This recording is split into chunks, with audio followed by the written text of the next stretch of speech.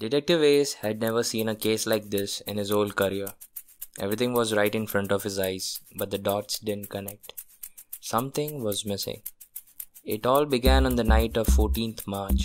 The victim, Mrs. Kaiserin, had just parked her car in the parking lot of a building. Like every day, she was waiting for the elevator to go to the 11th floor, where she lived. As she pressed the button to call the elevator, she noticed something unusual. The elevator was coming down from the 13th floor, the topmost floor in the building. Each floor had just 2 flats, and both the flats on 13th floor were vacant since the past 8 months. As she reached home, she freshened up, made some soup, played some Beatles songs, and opened her laptop. Her husband was out of town for a business trip, so there was nobody else at home.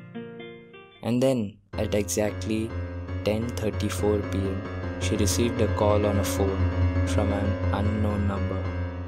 Engrossed in her work, she missed the call. Just 5 minutes later, there was a ring on her doorbell. A sense of strangeness kicked in. Her neighbor, Miss Tennessee, a school teacher, would usually go to bed before 10 p.m. Wondering all the possibilities of who it might be, she walked towards the door. As she opened the door, the person she saw would be the last person she would ever see in her life. Detective Ace read the autopsy report. Mrs. Kaiserin was killed due to a sharp blow at her neck with a knife-like object. Detective Ace searched every inch of the house. There was no fingerprints. No one saw the killer. Nothing suspicious was found in the building CCTV as well.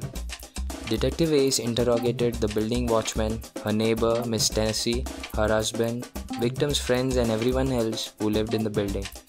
But each one of them provided a strong alibi, putting him back to square one. And then something strange happened. Detective Ace found an envelope lying on the windshield of his car. Ace picked up the envelope to read just 4 numbers, which were